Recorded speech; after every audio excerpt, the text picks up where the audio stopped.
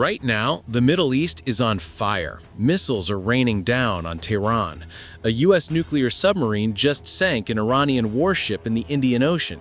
NATO's air defense was activated for the first time in years. And somehow, almost impossibly, the conflict keeps spreading, touching Turkey's border, Sri Lanka's coast, Cyprus's airspace, Saudi Arabia's oil fields. Every single time something explodes somewhere it shouldn't, one name keeps appearing on the blame sheet: Iran. But here's where it gets deeply uncomfortable. Western intelligence itself is now confirming that at least two of those attacks, the drone strike on a UK airbase in Cyprus and an earlier explosion near Saudi Aramco facilities, did not come from Iran. The radar signatures initially pointed to Iranian drones, but after investigation, the trail went cold, and then it pointed somewhere else entirely. So who benefits from the world believing Iran is striking everywhere, all at once, against everyone? That's the question nobody in Washington wants to answer out loud, and it's the question this video is entirely about. Let's start with what's actually happening on the ground, because the scale of this conflict is staggering and it's moving fast. In the last 48 hours alone, Tehran has been subjected to carpet bombing, not precision strikes, carpet bombing, the kind of punishment you rain down on a city when you want it to submit, not when you want to surgically remove a threat. Over 1,000 Iranian civilians and fighters are confirmed dead.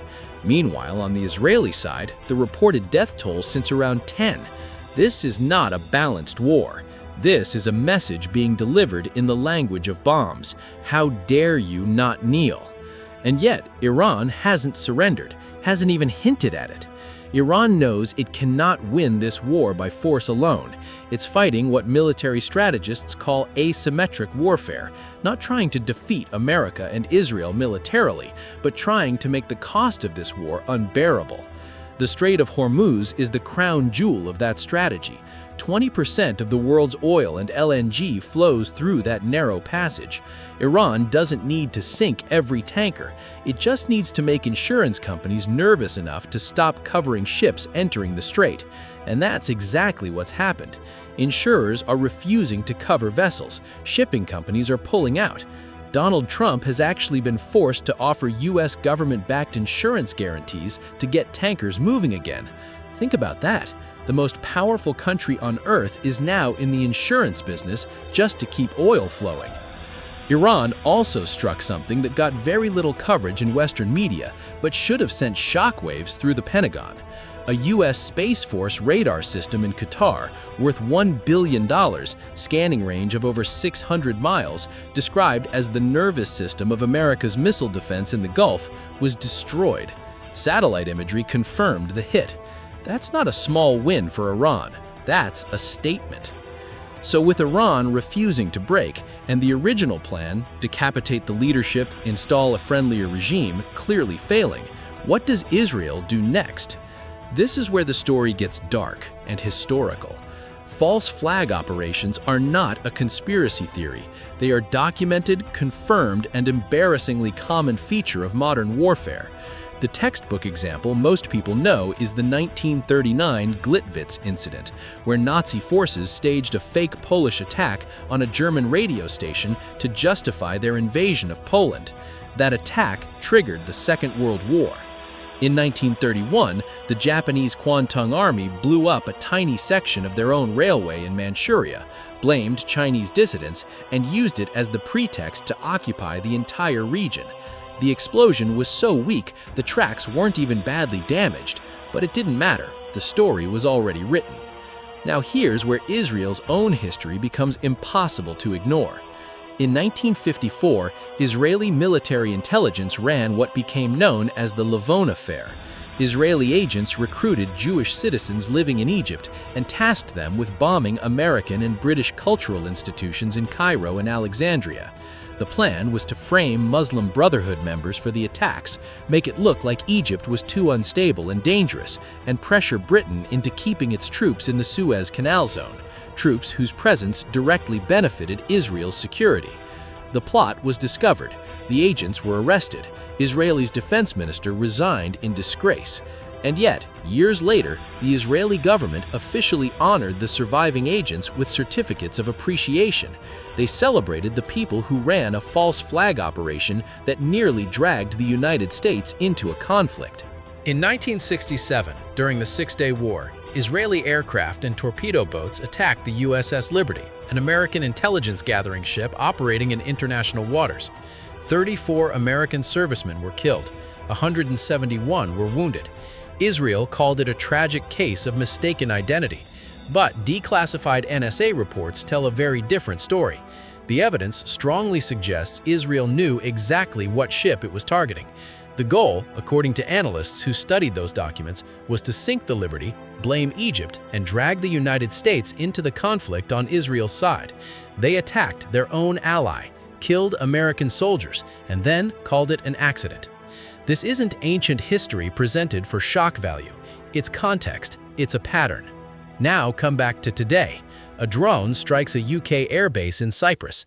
All initial indicators suggest it's Iranian. Britain, which had been reluctant to fully commit its resources to this war, suddenly finds itself under attack. France and Germany follow with stronger support for US operations. The coalition widens. And then, days later, it comes out that the drone did not originate from Iran. Separately, Saudi Aramco facilities were targeted in what was initially framed as an Iranian strike. Again, later investigations cast serious doubt on that attribution. If you're watching a chessboard and the same piece keeps benefiting from moves it didn't make, at some point you stop calling it coincidence. And here's where we have to talk about the larger objective, because Iran was never really the final destination. The ideological and strategic goal, openly discussed in certain circles in Washington and Tel Aviv, centers on Jerusalem, the Temple Mount, a site sacred to both Muslims as Al-Aqsa Mosque and to Jewish tradition as the location of the First and Second Temples. A faction of Israeli ultra-nationalists and their American political allies have spent decades lobbying, planning, and funding the concept of a third temple on that site. This is not fringe thinking in certain corridors of power. The current U.S. Secretary of Defense has been publicly recorded expressing openness to this possibility. American legislators who receive significant pro-Israel funding have echoed similar sentiments. Understanding this doesn't require conspiracy. It just requires reading what these people say about themselves. If that is the ultimate goal, and the evidence suggests it's at least a goal, then Iran cannot be allowed to remain a regional counterbalance. Iran is the one country with the military capability, the ideological motivation, and the regional influence to meaningfully oppose Israeli dominance of the Middle East, which means Iran must be broken. And if breaking Iran requires everyone else to be convinced Iran is attacking them too, then false flags aren't just possible, they're logical. The cost of this war is now confirmed at over $1 billion a day for the United States alone.